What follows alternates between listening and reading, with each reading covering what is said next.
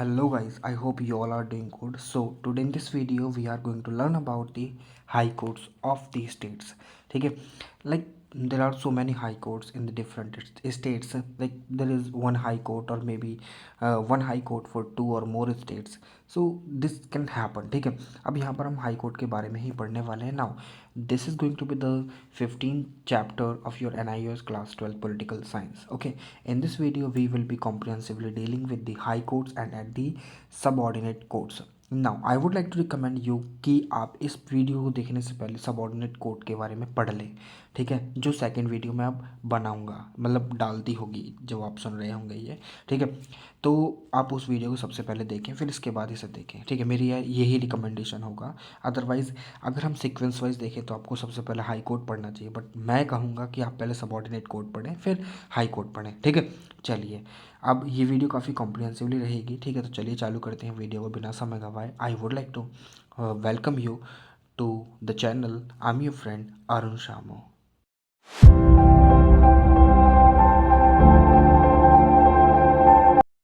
Now, my friend, I would like to tell you one thing that you already have an idea in your mind that there is a concept of integrated judiciary in the country is being practiced by the Supreme Court. Like there is a concept of integrated judiciary. It means that the judgments and the laws or the everything is done by the Supreme Court will be binding or they will be followed throughout the territory of India. ठीक है, like supreme court जो भी कहता है उसकी कोई भी judgement वगैरह होती है तो वो पूरी की पूरी इंडिया की टेरिटरी पे बाइंडिंग होती है और उसको मानना पड़ता है. ठीक है, अब सुप्रीम कोर्ट क्या करता है, सुपरवाइज करता है जितने भी हाई कोर्ट वगैरह सबऑर्डिनेट कोर्ट वगैरह हैं. ठीक है, through the territory of India. Like supreme court है, हाईएस्ट कोर्ट ऑफ अपील भी है सुप्रीम कोर्ट हमारा. ठीक है, मैंने ये सारी बातें आपको ऑलरेडी बता चुका हूँ कहाँ पर सुप्रीम कोर्ट जब हमने पढ़ा था. ठीक है, now we are going to deal with the high court here. ठीक है, तो यहाँ पर हम हाई कोर्ट के बारे में डील करने वाले हैं and we will be learning each and every aspect of the high court very comprehensively. ठीक है, तो चलिए चालू करते हैं वीडियो को, आगे बढ़ते हैं. अब आपको तो पता ही है कि हाई कोर्ट, हाँ चलो आपके मेरे पास एक काम है आपके लिए. ठीक है, मैंने एक क्वेश्चन सोच रखा था पहले से ही. आपको मुझे ये बताना है कि कौन से आर्टिकल के अंदर थोड़ा सा सर्च कीजिए, थोड़ा सा एफर्ट डालिएगा. I know this is not the part of your syllabus but मैं चाहता हूँ कि आप सर्च करें. ठीक है, कौन से आर्टिकल के अंदर कॉन्स्टिट्यूशन में हाई कोर्ट का प्रोविज़न लिखा गया है. ठीक है, और सबऑर्डिनेट कोर्ट का भी. ठीक है, ये मुझे आप कमेंट बॉक्स में कमेंट कर बताइए. ठीक है, नाउ अब हाई कोर्ट के बारे में पढ़ लेते हैं. Now you already have this particular information कि हाँ सुप्रीम कोर्ट के तो चीज़ें हैं, चलो वो थ्रू आउट द टेरिटरी हमने देखने के लिए मिल जाती हैं. बट जो हाई कोर्ट जो होते हैं वो थ्रू आउट द स्टेट के बाहर उनके जो जितने भी जजमेंट वगैरह होंगी वो लागू नहीं होंगे क्योंकि वहाँ पर ऑलरेडी दूसरे कोर्ट का जो है सारी चीज़ें रूल्स वगैरह चल रहे होंगे. ठीक है, तो इसलिए high court can issue the writs and directions to particular judgment to or particular order और कोई भी रेट वगैरह है वो खाली अपनी टेरिटरी के अंदर ही वो सारी चीज़ें जारी कर सकता है हाई कोर्ट, एक पर्टिकुलर हाई कोर्ट. और हर स्टेट के पास हाई कोर्ट है. नाउ अब मेरे पास दूसरा क्वेश्चन भी है आपके पास कि आपकी बुक में 21 हाई कोर्ट लिख रखे हैं 28 स्टेट के लिए. Now you have to tell me the real number of the high court at present. ठीक है, जब भी आप ये वीडियो देख रहे हैं कि उस समय पर कितने हाई कोर्ट है हमारे इंडिया में. ठीक है, और किस स्टेट के लिए कौन सा हाई कोर्ट है ये आपको मुझे नीचे कमेंट बॉक्स में कमेंट कर बताना है क्योंकि मैं नहीं बता रहा हूँ तो आपको खुद ही सर्च करनी पड़ेगी. ठीक है, कि कितने हाई कोर्ट है और कितने हैं, तो ताकि आप भी थोड़ा सा अपडेट रह सकें. ठीक है, और मुझे भी अपडेट रख सकें. ठीक है, अब मैं पार्टिसिपेट करता हूँ तो आपका भी तो पार्टिसिपेट करना बहुत ज़्यादा ज़रूरी है, तो इसलिए you have to participate. Now there is a high court for each state. हर स्टेट के पास अपना एक हाई कोर्ट है. बट ये भी एक प्रोविज़न है, पार्लियामेंट जो है ना, ये पार्लियामेंट के पास ये पावर है कि एक पर्टिकुलर हाई कोर्ट को दो स्टेट के लिए या फिर एक पर्टिकुलर यूनियन टेरिटरी के लिए भी वो एक पर्टिकुलर हाई कोर्ट बना सकती है. Like Parliament has the power. Parliament can make a particular high court for two or more states or the union territories. ठीक है, तो ये चीज़ आपको यहाँ पर समझनी होगी सिमिलर हाई कोर्ट को. जैसे कि अब चंडीगढ़ की हम बात करें तो चंडीगढ़ का जो हाई कोर्ट है वो हरियाणा के लिए भी है और पंजाब के लिए भी है. ठीक है, तो ये चीज़ आपको यहाँ पर समझनी होगी। दिल्ली एक ऐसी पर्टिकुलर यूनियन टेरिटरी है जिसका खुद का हाई कोर्ट है। ठीक है, अब देखिए ये सारी चीज़ें मैंने आपको समझा दी हैं। ठीक है, कहाँ कहाँ पर कौन कौन सी चीज़ें हैं वो आप यहाँ पर समझ सकते हैं, पढ़ सकते हैं इस चीज़ को। ठीक है, आपका पढ़ना बहुत ज़्यादा ज़रूरी है। ठीक है, जैसे कि यहाँ पर लिखा है, जैसे कि यहाँ पर लिखा है गुवाहाटी का जो हाई कोर्ट है वो तकरीबन 7 स्टेट्स के लिए, 7 नॉर्दर्न स्टेट है ना, उनके लिए है, जैसे कि असम, नागालैंड, मणिपुर, मेघालय, मिजोरम, त्रिपुरा और अरुणाचल प्रदेश। इनमें जितने भी केसेस अगर आते हैं, whatever the cases will arise in these states will be heard in this particular high court, that is the Guwahati high court। ठीक है, तो ये चीज़ आपको यहाँ पर समझनी होगी। ठीक है, अब आगे चलते हैं। अब ये जो हाई कोर्ट जो होते हैं, हाई कोर्ट जो है ना सुपरवाइज करते हैं कहाँ पर, जो सबॉर्डिनेट कोर्ट होते हैं ना उनको सुपरवाइज करते हैं। ठीक है, ये चीज़ भी आपको यहाँ पर समझनी होगी। हाई कोर्ट के नीचे काफ़ी सारे जो मतलब सबॉर्डिनेट कोर्ट होते हैं जिन्हें हम सेशन जो कोर्ट बोलते हैं, सेशन कोर्ट। ठीक है, डिस्ट्रिक्ट कोर्ट जिसे हम बोलते हैं। ठीक है, अब यहाँ पर हाई कोर्ट के पास अपना एक चीफ जस्टिस होगा, उसके साथ कुछ अदर जजेस भी होंगे। ठीक है, जिनको प्रेसिडेंट के द्वारा अपॉइंट करा जाता है। अब जो हाई कोर्ट का चीफ जस्टिस होगा उसको प्रेसिडेंट के द्वारा अपॉइंट करा जाता है, किसकी कंसल्टेशन के, चीफ जस्टिस ऑफ इंडिया की कंसल्टेशन के साथ साथ गवर्नर के साथ। ठीक है, गवर्नर के साथ कंसल्ट करना पड़ता है, और इसमें जितनी भी प्रोसेस होती है उसको बोलते हैं कोलेजियम। यहाँ पर जो हाई कोर्ट का चीफ जस्टिस बनेगा उसके जो नाम वगैरह रिकमेंड करे जाते हैं वो जो है चीफ जस्टिस ऑफ इंडिया के द्वारा रिकमेंड करे जाते हैं, अलॉन्ग विद दी जो 4 सीनियर मोस्ट जजेस होते हैं ना उसके साथ चीफ जस्टिस ऑफ इंडिया क्या करते हैं, कंसल्ट करते हैं। फिर वो एक लिस्ट बनाते हैं कि हाँ ये हाई कोर्ट में इस जज को बिठाना चाहिए। फिर ये जो लिस्ट जो होती है प्रेसिडेंट के पास जाती है और प्रेसिडेंट फिर अपॉइंट कर देते हैं। अब देखिए प्रेसिडेंट के ऊपर ये पावर जो है, मतलब जो भी चीफ जस्टिस ऑफ इंडिया के द्वारा जो लिस्ट वगैरह और नाम वगैरह दिए जाते हैं, क्या ये बाइंडिंग होते हैं? जी नहीं, बिल्कुल भी नहीं होते। बट हाँ, प्रेसिडेंट ऑफ इंडिया इनको मना भी नहीं कर सकते, क्योंकि फिर एक टसल बन जाएगी। और यहाँ पर अगर चीफ जस्टिस ऑफ इंडिया और मतलब सुप्रीम कोर्ट ने कोई भी अगर लिस्ट वगैरह दी, कोई भी अगर नाम वगैरह दिए, अगर वो नहीं मानते हैं और एग्जीक्यूटिव क्या करते हैं अपने खुद के नुमाइंदे हाई कोर्ट में बिठा देती है, तो यहाँ पर जो ना कहीं सुप्रीम कोर्ट की तौहीन होगी। और सुप्रीम कोर्ट के पास ये पावर है कि वो किसी भी ऐसी चीज़ को नल एंड वॉइड करार दे दे जो भी कहीं ना कहीं सुप्रीम कोर्ट की जो इंडिपेंडेंस है उसको हनन करती है। ठीक है, तो ये चीज़ यहाँ पर है। ठीक है, तो कोलेजियम सिस्टम है जिसके द्वारा ये सारी चीज़ें होती हैं, जिसके द्वारा मतलब जो चीफ जस्टिस ऑफ इंडिया, एक सीजेआई और प्लस 4 जजेस, इनको बोलते हैं एक कोलेजियम सिस्टम, जो कहीं ना कहीं वर्क करते हैं, रिकमेंड करते हैं। ठीक है, ये चीज़ आपको यहाँ पर समझनी होगी। 4 सीनियर मोस्ट जजेस, ठीक है, ये रिकमेंड करते हैं नाम वगैरह को प्रेसिडेंट उसी के बिहाफ पर अपॉइंट करते हैं, लिस्ट देते हैं काफ़ी तगड़ी। ठीक है, तो चले आगे, चलिए। अब यहाँ पर जो जजेस होते हैं हाई कोर्ट के, वो प्रेसिडेंट के द्वारा अपॉइंट करे जाते हैं, और बाकी के जो अदर जजेस होते हैं वो भी प्रेसिडेंट के द्वारा अपॉइंट करे जाते हैं, but after the consultation with the chief justice of the supreme court and the chief justice of the high court of the state concern. जो वहाँ का स्टेट का चीफ जस्टिस है ना, चीफ जस्टिस, उसके द्वारा कंसल्ट करने के बाद और सुप्रीम कोर्ट के चीफ जस्टिस के साथ कंसल्ट करने के बाद प्रेसिडेंट अदर जजेस को जो हाई कोर्ट में काम करेंगे उनको अपॉइंट करते हैं।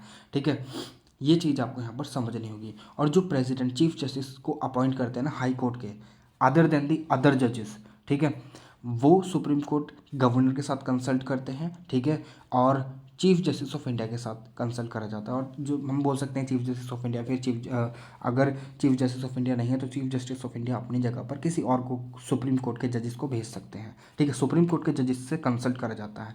अब इसी पूरी प्रोसेस को बोलते हैं कोलेजियम। यहाँ पर जो सुप्रीम कोर्ट के जजेस होते हैं ना, chief justice of India plus 4 senior most जजेस, ये कुछ नाम रिकमेंड करते हैं। और ये जो पूरी कमेटी होती है ना, चीफ जस्टिस ऑफ इंडिया या फिर सुप्रीम कोर्ट के जजेस प्लस 4 सीनियर मोस्ट जजेस, इसको बोलते हैं कॉलेजियम। ठीक है, समझ में आ गई आपको बात? ठीक है, अब ये जो है बाइंडिंग भी हो सकती है, ऑब्लिगेटरी भी हो सकती है, बट क्या सिचुएशन होती है मैंने आपको बता दी है ऑलरेडी। ठीक है, अब चलते हैं आगे। अब देखिए हाई कोर्ट के जो जजेस होते हैं उनको हाई कोर्ट का जज बनना है, तो उसके पास क्या क्या क्वालिफिकेशन होनी चाहिए और उनका टेन्योर कितना होता है, उनको रिमूवल कैसे करा जाता है। अब आपने अगर सुप्रीम कोर्ट का चैप्टर पढ़ रखा है तो आपको ये चीज़ें सारी समझ में आ जाएंगी। ठीक है, तो यहाँ पर आपको वो चैप्टर भी अवश्य पढ़ना ज़रूरी है, तभी आपको ये सारी समझ में आने वाली है। मैंने आपको उसी समय बोला था कि हाई कोर्ट में जब आपको पढ़ाऊँगा तो आपको ये सारी चीज़ें याद रहनी चाहिए। तो यहाँ पर एक इंसान को chief justice of high court बनने के लिए उसको सिटीज़न ऑफ इंडिया होना ज़रूरी है। अगर उसने किसी डिस्ट्रिक्ट लेवल पर या उससे लोअर लेवल पर 10 साल तक जुडिशियल ऑफिसर वो रहा है, या फिर प्रैक्टिस करी है उसने, ठीक है, एडवोकेट रहा है, ठीक है, continuously at least 7 years, at least sorry 10 years तक के लिए, तो वो chief justice of high court बन सकता है, ठीक है। ये चीज़ आपको यहाँ पर देखनी होगी, समझनी होगी, अपने दिमाग में बिठानी होगी, ठीक है। अब ये जो हाई कोर्ट के जो मतलब चीफ जस्टिस होते हैं उनकी 62 साल की होती है, और वहीं पर चीफ सुप्रीम कोर्ट के जो जजेस होते हैं उनकी जो टेन्योर होता है वो 65 साल तक का होता है, 65 साल तक का होता है, ठीक है।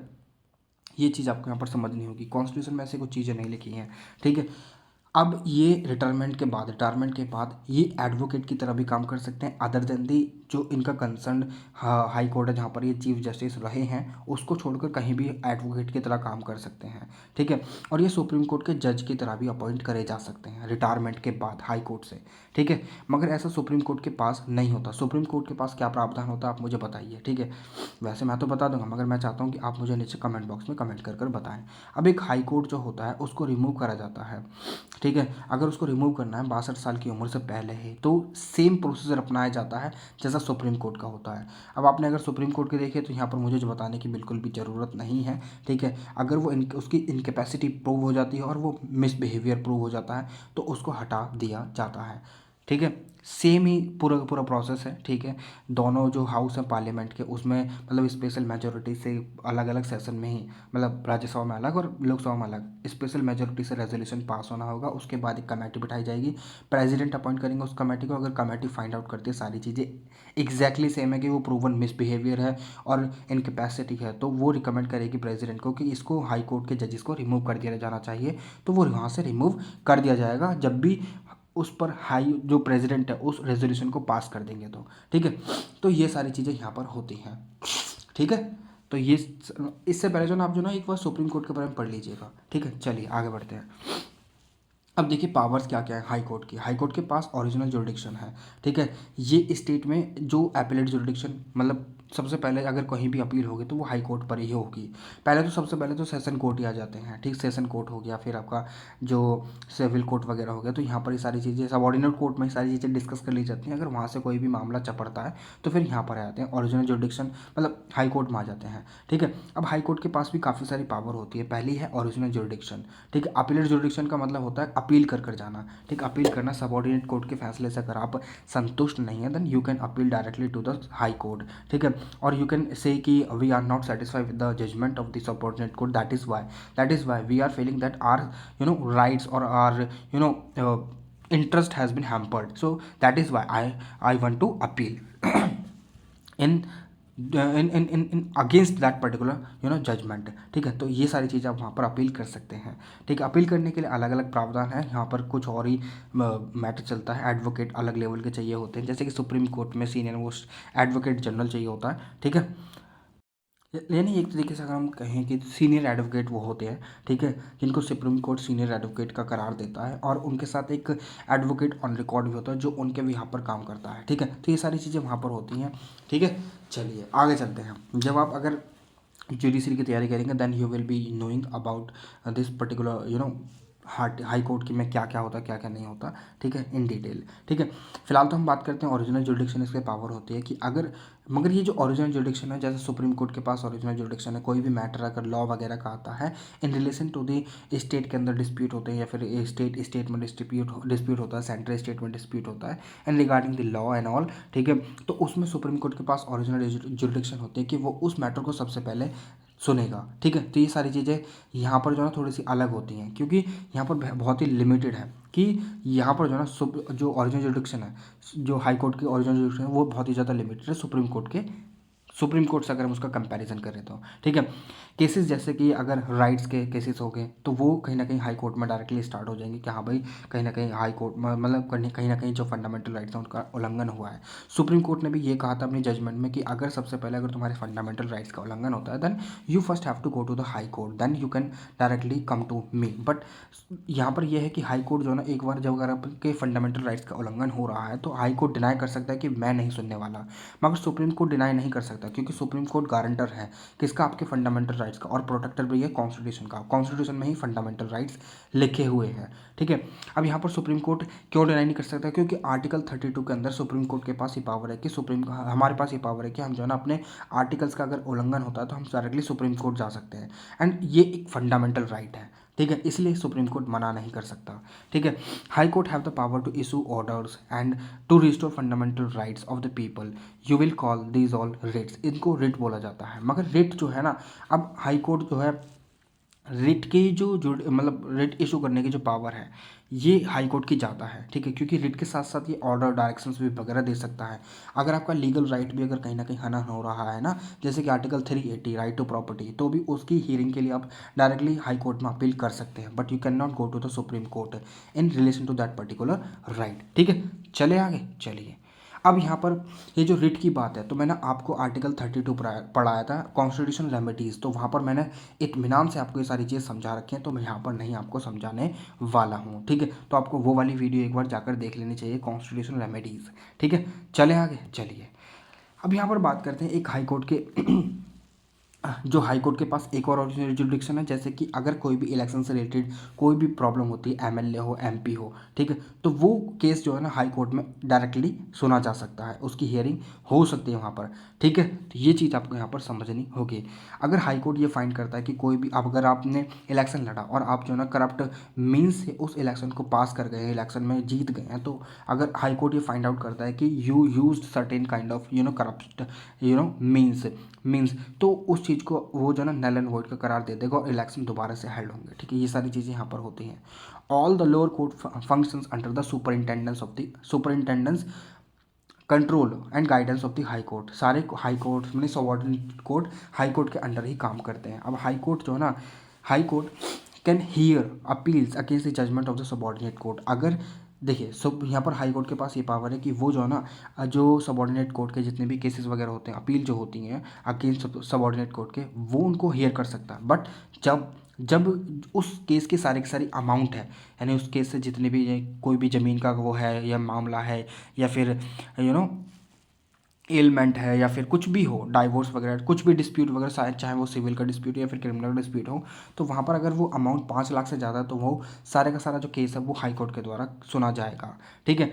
अब हाई कोर्ट के पास ये भी पावर है कि अगर कोई भी एक केस है जो सबऑर्डिनेट कोर्ट में चल रहा है, तो उसको वहाँ से वो उठाकर दोबारा सुन सकता है, ठीक है, दोबारा उस पर सुनवाई कर सकता है, और उसको दोबारा से अपनी इंटरप्रिटेशन देने के बाद वो दोबारा से सबऑर्डिनेट कोर्ट को ट्रांसफ़र कर सकता है। तो ये सारी पावर भी यहाँ पर हाई कोर्ट के पास आ जाती हैं, ठीक है। अब हाई कोर्ट डिस्ट्रिक्ट कोर्ट, देखिए यहाँ पर क्या लिखा है, any party to civil dispute which is dissatisfied with the decision of the district court में appeal against the decision of district court in high court.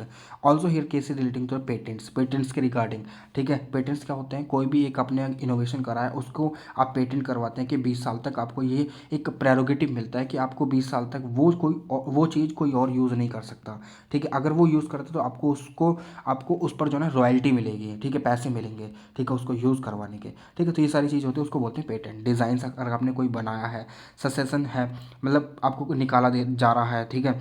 अब यहाँ से लैंड एक्वाइजिशन है, इंसॉल्वेंसी है, या गार्जियनशिप है, ठीक है। ये सारे केसेस जो है ना हाई कोर्ट में डील करे जा सकते हैं, ठीक है।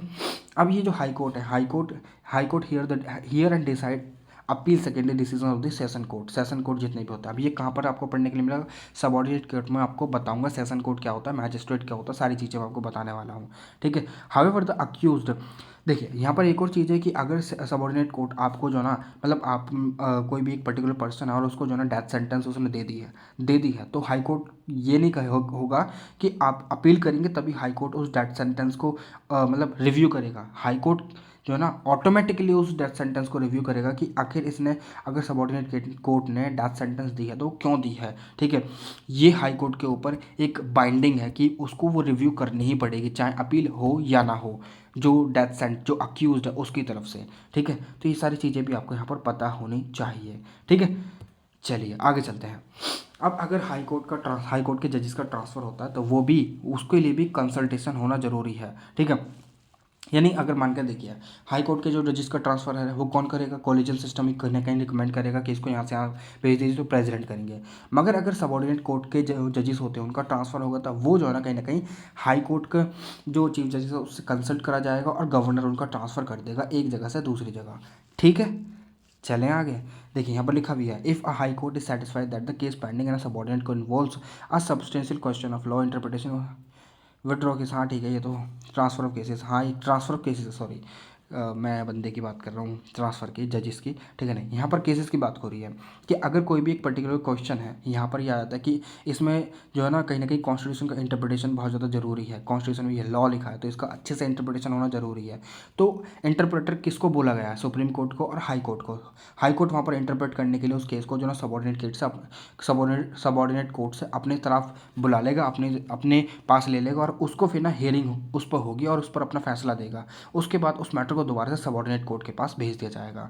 ठीक है, ऐसी चीज़ें भी होती हैं यहाँ पर जो मैंने आपको पहले भी बता दिया है शायद। हाँ चलो आगे चलते हैं। अगर हाई कोर्ट पर भी वो मामला नहीं संभलता ना और सुप्रीम कोर्ट देखता है कि इस हाई कोर्ट में एक पर्टिकुलर केस पेंडिंग है और यहाँ पर जो ना मेरी इंटरप्रिटेशन की बहुत ज़्यादा ज़रूरत है, तो यहाँ पर जो केस है ना वो हाई कोर्ट से सुप्रीम कोर्ट ले लेगा और सुप्रीम कोर्ट उस पर हियरिंग करेगा, फिर उसको दोबारा वो हाई कोर्ट के पास पहुँचा देगा और वहाँ पर वो फैसला सुना देगा। ठीक है, तो ऐसी चीज़ें भी होती हैं। ठीक है, सुपरिंटेंडेंस ऑफ द सुप्रीम कोर्ट, ये तो आपको पता है कि जो हाई कोर्ट है वो कहीं ना कहीं ऊपर रहता है सबॉर्डिनेट कोर्ट से। ठीक है, अब इसके पास ये भी पावर है कि वो सुपरिंटेंडेंट कर सकता है सारे जितने भी सबॉर्डिनेट कोर्ट हैं। ठीक है, अब वो प्रिस्क्राइब कर सकता है जनरल रूल्स एंड रेगुलेशंस, ताकि जो सबॉर्डिनेट कोर्ट में जितने भी जो नीचे वाले बंदे हैं ना, सफाई कर्मचारी वगैरह, सॉरी हो, तो जितने भी सफाई कर्मचारी वगैरह हैं हाई कोर्ट में जितने भी काम कर रहे हैं तो उनके regarding rules and regulation frame कर सकता है। ठीक है, ये चीज़ भी आपको यहाँ पर पता रहनी चाहिए। ठीक है, it can also make rules and regulations to the appointment demotion promotion and leave of absence to the officers of the subordinate court. ठीक है, ये चीज़ भी यहाँ पर होती है। सबॉर्डिनेट कोर्ट में जितने भी ऑफिसर्स काम कर रहे होते हैं, अभी ये एक तरीके से कोर्ट ऑफ रिकॉर्ड का भी काम करता है। कैसे कि इसकी जो जजमेंट होती है वो रिकॉर्ड करी जाती है ताकि जो सबॉर्डिनेट कोर्ट है ना इनका यूज़ कर सके कि हाई कोर्ट ने इस पर एक पर्टिकुलर फैसला दिया तो हम भी इसी तरीके का फैसला देंगे। ऐसा केस जैसे कि सुप्रीम कोर्ट के जजमेंट रिकॉर्ड होते हैं। ठीक है, उनको आगे चलकर एज अ एविडेंस के तौर पर यूज़ करा जाता है। They create a kind of precedence, they can जो प्रेसिडेंस होते हैं उनको बाद में यूज़ करा जाता है हाई कोर्ट और सबॉर्डिनेट कोर्ट के द्वारा। ठीक है, उदाहरण के लिए, ठीक है, कि ऐसी चीज़ें भी हुई थी और इस पर सुप्रीम कोर्ट ने फैसला लिया था तो हम भी ऐसे लेंगे, जैसे कि हम दूसरे से सीखते हैं ना, तो इसी तरीके से ये सारी चीज़ें होती हैं, इसलिए इसको कोर्ट ऑफ रिकॉर्ड भी बोला जाता है। ठीक है, तो ये आपका हाई कोर्ट का चैप्टर पूरा का पूरा खत्म हो चुका है। Now we will be learning about the subordinate court in our next video. So for the till the time I would like to take the leave, but if you haven't subscribed the channel you have to subscribe. You can subscribe if you really feel कि हाँ कहीं ना कहीं आपकी ये जो video है उसने आपका साथ दिया है, आपको कहीं ना कहीं बहुत सारी चीज़ समझाई हैं, तो आप सब्सक्राइब कर सकते हैं चैनल को और वीडियो को लाइक भी कर सकते हैं। ठीक है, और अपने दोस्तों के साथ भी शेयर कर दीजिएगा ताकि उनको भी इस चीज़ का फ़ायदा मिले। तो मिलते हैं आपसे एक और नई वीडियो में एक और नई इन्फॉर्मेशन के साथ। बट अगर आपका कोई भी सजेशन है, आप चाहते हैं कि सर ये चीज़ भी होनी चाहिए, तो I will try to include particularly that particular thing as well. ठीक है, but you have to suggest for that. ठीक है, तो चलिए मिलते हैं एक और नई वीडियो में एक और नई इन्फॉर्मेशन के साथ। तब तक के लिए मैं आप लोगों से विदा लेना चाहूँगा। जय हिंद।